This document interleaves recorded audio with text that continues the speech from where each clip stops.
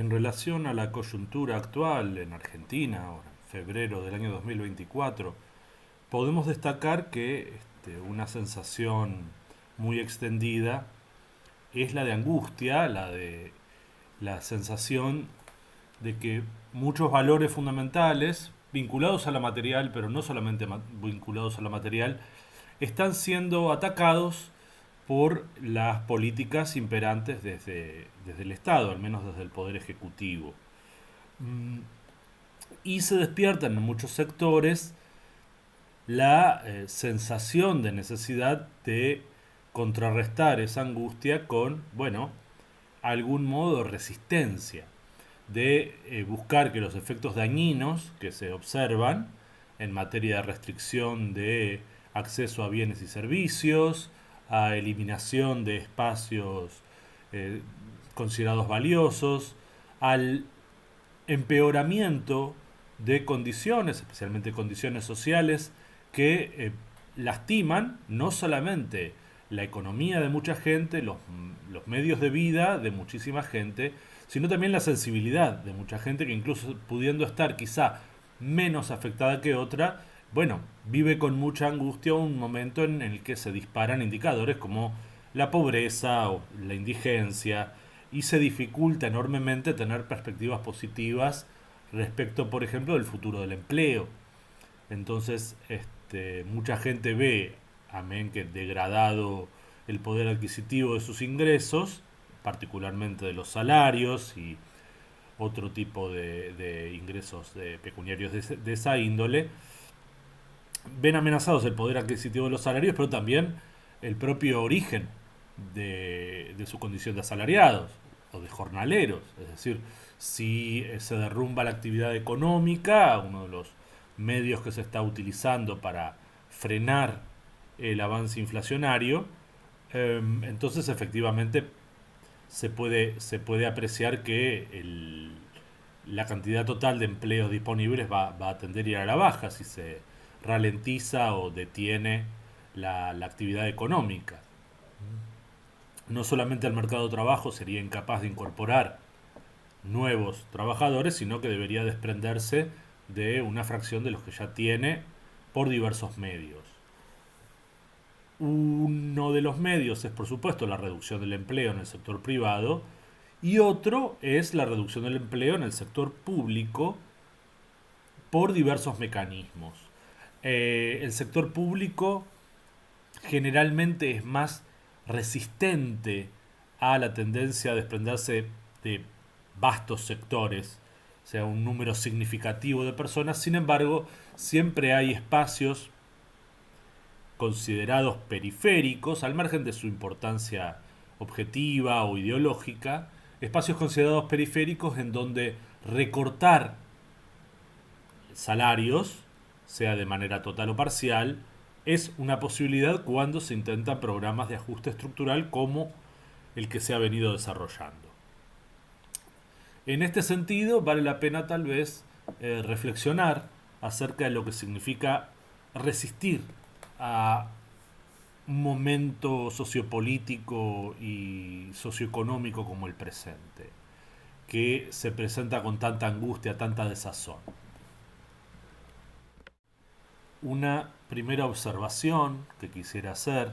en torno a esta cuestión de la resistencia es que importa mucho la percepción que se tenga del conflicto actual y de la naturaleza del conflicto que se pretende encarar cuando se ve amenazado un valor personal o una condición local en el sentido que afecta al mundo de vida de las personas de acuerdo a lo que pueden observar en su entorno. Eh, Tenemos que tener en cuenta que la perspectiva cambia mucho si se trata de una percepción que dice que este es una instancia conflictiva en sí misma o que es un nuevo nivel o una nueva forma de un conflicto preexistente, vale decir, de un conflicto que tiene raíz estructural. Lógicamente, cualquier mirada sociológica tenderá a seguir, por lo menos en principio, el segundo camino, es decir, intentar entender las condiciones estructurales previas, históricas, de una situación conflictiva determinada. Cierto que en todo caso se puede puntualizar que se puede estar atravesando una etapa completamente novedosa, incluso revolucionaria en términos del conflicto. También esa decisión vale decir, si uno piensa que en realidad lo que propone el Poder Ejecutivo en Argentina actualmente es algo realmente nuevo, bueno, probablemente las estrategias de resistencia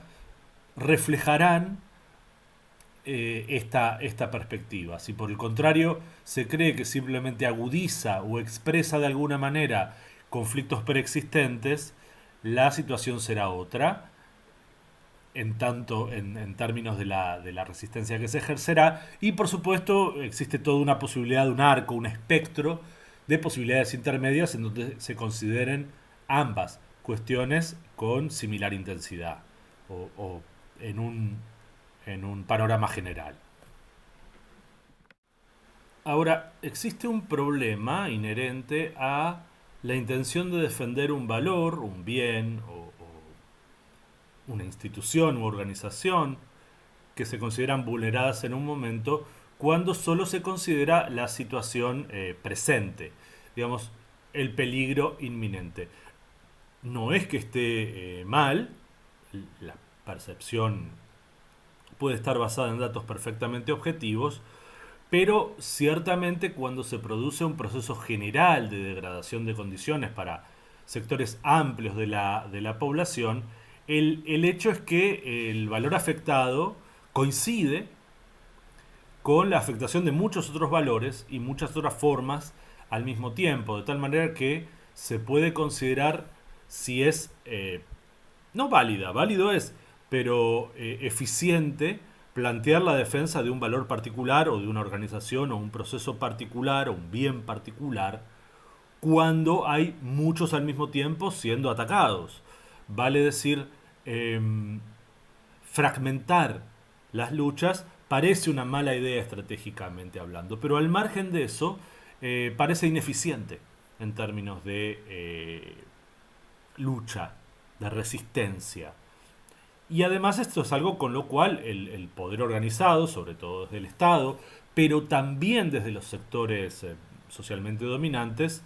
se maneja muy bien, digamos, la fragmentación de la resistencia siempre facilita su gestión y su absorción por parte de los poderes institucionalizados. Al mismo tiempo, esto revela, bueno, los problemas ideológicos que tiene la resistencia, que son portados por las propias comunidades resistentes. Cuando una comunidad lleva mucho tiempo peleando, resistiendo, y esa lucha se hace parte de su propia identidad, es una situación muy diferente a la de una comunidad que se reúne en torno a un valor afectado puntualmente. En la primera opción se puede ganar, perder o ir evolucionando en el sistema de resistencia de acuerdo lo habiliten las circunstancias y las relaciones de fuerza. En cambio, el segundo caso, la reacción puntual a la afectación de un interés o de un bien, eh, tiende a ser más débil. Tiende a ser más débil, en buena medida porque compite con muchos otros reclamos, como sería en este caso, pero también porque se corre el riesgo de velar, de ocultar la raíz estructural del propio problema. La imposición de una política general de ajuste estructural y de degradación de las condiciones de vida de las personas obedece a un estado de cosas en la estructura social que, sin ser solamente económico, y diría en buena medida ni siquiera principalmente económico, hay otras dimensiones que tienen que ser tenidas en cuenta, pudiendo tratarse incluso de una crisis fundamentalmente histórica o en términos clásicos gramscianos, una crisis orgánica, puede tratarse, no estoy diciendo que estemos en ese caso, creo que no lo es, creo que No estamos frente a una crisis orgánica todavía. Puede evolucionar en una, pero eso puede alegarse de cualquier crisis presente. Y como vivimos en un sistema inherentemente cambiante, inherentemente basado en profundas, amplias y constantes tensiones, la posibilidad de derivar en una crisis orgánica o estructural general siempre está presente. Siempre está presente. Lo que pasa es que como nos manejamos en escalas de observación antropométricas, no siempre es fácil de observar, pero se podría decir que la crisis orgánica puede estar desarrollándose desde hace décadas y nosotros experimentarla ya como una normalidad. Lo que pasa es que no podemos evaluar correctamente su desarrollo futuro. En todo caso, la posición ideológica de base y la situación social de base de cada persona y colectivo va a incidir en el modo en que se adapte la lucha y la resistencia. En este caso particular podemos observar que eclosionan, ¿sí?, un montón de afectaciones a derechos, a intereses, a mundos de la vida, a tradiciones incluso, a acostumbramientos de la gente y lógicamente un modelo político que se presenta a sí mismo como revolucionario o profundamente transformador, porque no les gusta la expresión revolución porque se asocia un poco a la izquierda. Un proceso de cambio profundo puede legitimarse también en el enfrentamiento de la resistencia. Esto es muy interesante porque si algo se puede detectar de un momento de ajuste estructural tan profundo y de acentuación de las asimetrías sociales en función del éxito de intereses dominantes, ciertamente se presenta también como una batalla en lo cultural el propio cambio. Entonces, quien no acepte que su vida tiene que cambiar, tiene un problema esa persona o ese colectivo o esa comunidad. Es por su bien que se le causa un daño puntual. Lo que percibe como un daño en realidad es un beneficio a futuro. Este es el argumento centralizado de la idea de cambio. Por eso de pronto se sale a hablar de síndrome de Estocolmo o de privilegios tradicionales, cuando lo que uno puede ver es que la población verdaderamente afectada está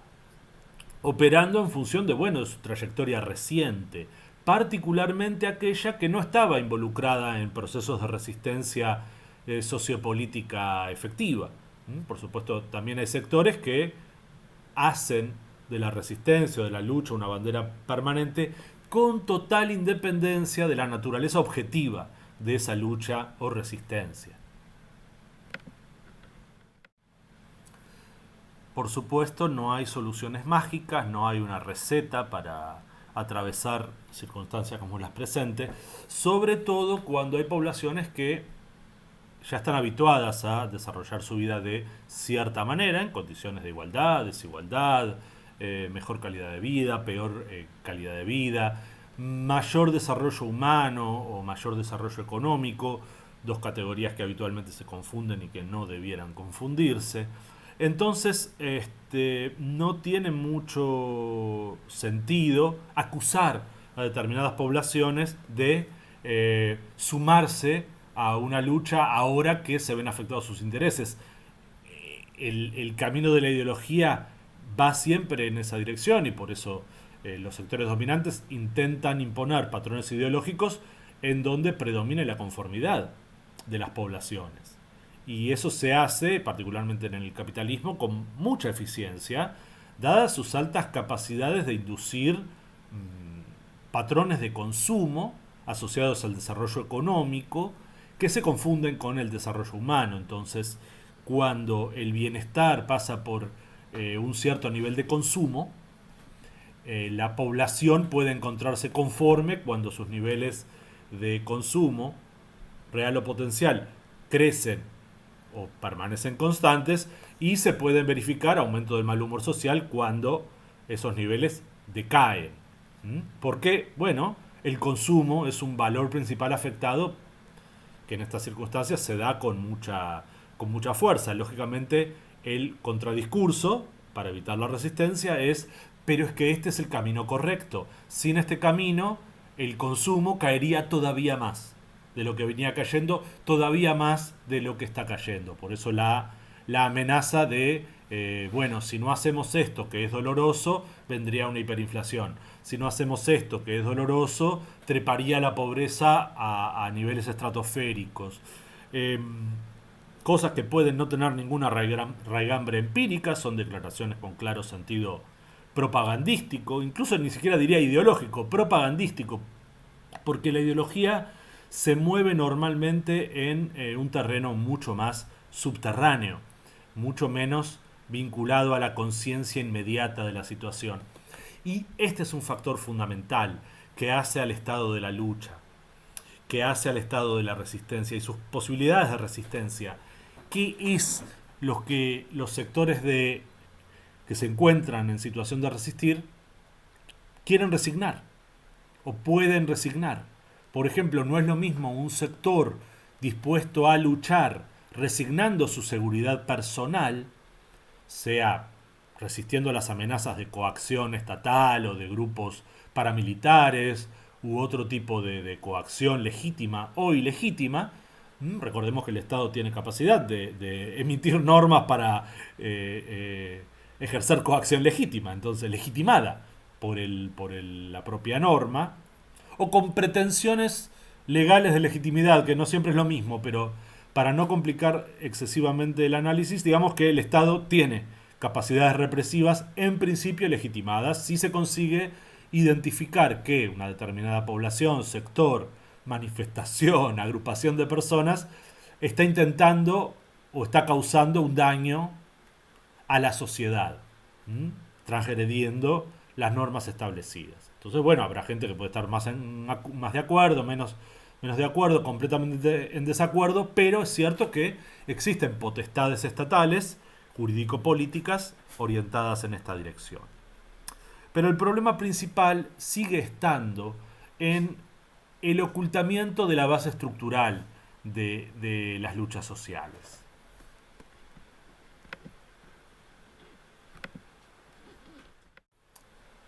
Lo que quiero señalar en este último sentido no es nada nuevo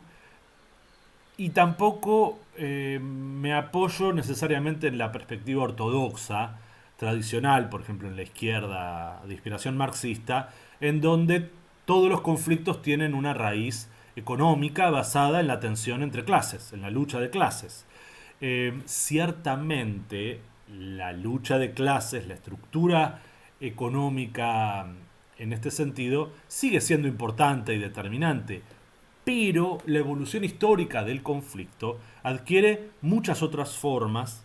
potencialmente, y en este sentido también hay que señalar que la fragmentación de clases es mucho más diversa y variada desde el punto de vista ideológico. Ahora que tal vez en una perspectiva del siglo XIX. A lo largo del siglo XX, la globalización por un lado, que trajo diferencias entre distintas regiones del planeta, y la fragmentación de la división del trabajo en otro tipo de cualificaciones de la población asalariada fundamentalmente, pero también de los sectores dirigenciales dentro de los sectores dominantes, han complicado la estructuración tanto de los sectores dominados como los de las élites de poder. Son mucho más complejos sus procesos internos y hay que tenerlos en consideración en términos de la evolución de lo histórico. Y esto afecta la resistencia porque en muchas ocasiones, por ejemplo, sectores que se consideran a sí mismos medios, no reaccionan con tanta fuerza cuando el ajuste estructural no afecta sus intereses de manera decisiva, porque tienen otras cosas para perder. Entonces, si aumenta en términos leves o moderados la pobreza a lo largo del tiempo, tal vez las clases medias no reaccionen en este sentido, o lo hagan solo discursivamente y en la comodidad de sus hogares. Mientras que en situaciones más intensas de degradación del tejido social por causa de los ajustes estructurales, sí se pueden jugar los intereses de manera más intensa. Entonces, cuando se encara un proceso de resistencia a una comunidad determinada, bueno, conviene que tenga en cuenta y se sincere la posición, tanto personal como comunitaria, respecto de, por un lado, cuáles son los valores que se están queriendo defender. Siempre es interesante también saber por qué, indagar en el por qué, pero también saber los límites de la propuesta. Estoy dispuesto a pelear con esto hasta que me repriman, estoy dispuesto a pelear por esto solo discursivamente, solo en redes sociales, solo firmando una declaración, solo adhiriendo a una protesta circunstancial, o el otro extremo, estoy dispuesto a jugarme mi propiedad, mi vida, mis más preciadas posesiones, porque la resistencia y la lucha lo ameritan, lo merecen. Tiene mucho que ver con la configuración de los valores reales. Los valores reales que tienen las personas y las comunidades con total independencia de lo que declaren discursivamente. La diferencia es importante. Entonces, esta es una cuestión. La otra cuestión fundamental es la importancia de ver que cuando eclosionan nuevas luchas, pero hay una raigambre estructural en los problemas que enfrentan cada uno de los sectores, plantear la defensa de un valor particular, de un interés particular, bueno, tal vez no sea la estrategia más eficiente por la sencilla razón de que una protesta de este tipo va a estar compitiendo con otras protestas, con otros valores, con otros intereses de sectores igualmente dominados o igualmente perjudicados por las políticas. Entonces, el Estado o el interlocutor encargado de distribuir lo que hay, sea los bienes o la coacción, tiene más facilidad para decidir dónde intenta mitigar un problema, por ejemplo, soltando una partida presupuestaria o reduciendo el ajuste inicialmente planteado, o dónde ejercer más violencia, legítima, semilegítima o completamente ilegítima, pero decidiendo cuál es, por ejemplo, el sector más peligroso de momento al que se debe enfrentar, despreciando completamente los reclamos de otros sectores. Se hace el ajuste y el que quiera reclamar, que reclame. Creo que son cuestiones que es útil tener en consideración para reconocer las posiciones particulares y también para encarar con eficacia los procesos de resistencia. Una postdata sociológica. Mm, Ciertamente, cuando uno piensa el proceso de resistencia, tiene que pensarlo en su contexto histórico. Entonces, lógicamente, las personas y los colectivos, las comunidades que intervengan en procesos de resistencia, son ya configuraciones históricas en términos de su constitución ideológica, y lo mismo ocurre en el enfrentamiento, ¿sí? Por eso siempre hay que tener en cuenta qué tipo de configuración ideológica está dada, al margen de considerar los elementos puramente estructurales desde los términos materiales, porque eso va a ser decisivo, la configuración ideológica de las comunidades y los sujetos a la hora de encarar los procesos de resistencia, como así también los procesos de lucha en general. Quiero decir, los sectores dominantes y las élites de poder también están en constante lucha, tanto con otros sectores dominantes como con las poblaciones subordinadas, para sostener sus condiciones sus privilegios. Ahí sí, nuevamente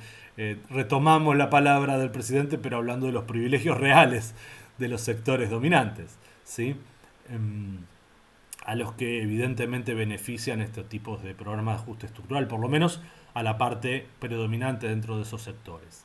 Bueno, en este sentido, no cabe la posibilidad de entender los procesos de resistencia de manera aislada de los procesos históricos y de las formas simbólicas precedentes, pero sí la comprensión de la configuración de las poblaciones previamente realizada a través de la educación, los aparatos ideológicos, la cultura dominante, juegan un rol fundamental. Pero al mismo tiempo hay que decir que los aparatos ideológicos, la construcción de las poblaciones, juega en periodos históricos de mediano o largo plazo. En cambio, en situaciones como la presente, hay evoluciones puntuales que pueden resultar explosivas porque los aparatos ideológicos no determinan los mecanismos de lucha. Los condicionan dentro de límites de funcionamiento del sistema, y cuando en un sistema se producen situaciones de alta intensidad crítica, esos esas programaciones ideológicas producidas por los aparatos ideológicos pueden sufrir alteraciones en el estado de la lucha de clases o de otro tipo. Y pueden ser fluctuaciones violentas que en sí mismas relajen, debiliten tanto el tejido social como las estructuras de resistencia o las estructuras del propio sistema. Por eso los resultados en estas circunstancias son impredecibles, aunque también es cierto que producida una crisis, probablemente sean los patrones ideológicos anteriormente predominantes los que guíen la reconfiguración del sistema. Por eso se puede producir una crisis en donde el motivo sea derrotar a la casta o que se vayan todos los políticos, y luego de producida la crisis el sistema vuelve a configurarse con patrones, bueno, muy similares a los anteriores. Vale decir, si se quiere realmente terminar con determinados problemas que se presentan de manera crónica en el enfrentamiento entre diferentes valores defendidos por la gente, indudablemente cuando recurrentemente se producen las vulneraciones de esos valores, la única alternativa es promover un cambio de verdadero alcance estructural, una verdadera revolución. Entonces, eso hay que tener en cuenta cuando uno dice hasta dónde estoy dispuesto a jugarme mi propiedad, mi vida, mi libertad en la defensa de determinados valores, o cuáles son los que ameritan, bueno, llegar hasta las últimas consecuencias. Y esta es la razón por la cual muchas veces los sectores medios, de sectores de ingresos medios, que muchas veces están atacados por por los ajustes estructurales, bueno, son muy cobardes a la hora de entablar procesos de lucha, por un lado porque tienen mucho más para perder que los sectores más desfavorecidos, y por otra parte porque están construidos para ser inherentemente prudentes, por no decir cobardes. Lógicamente, un docente investigador de la universidad tiende a caer en esta categoría.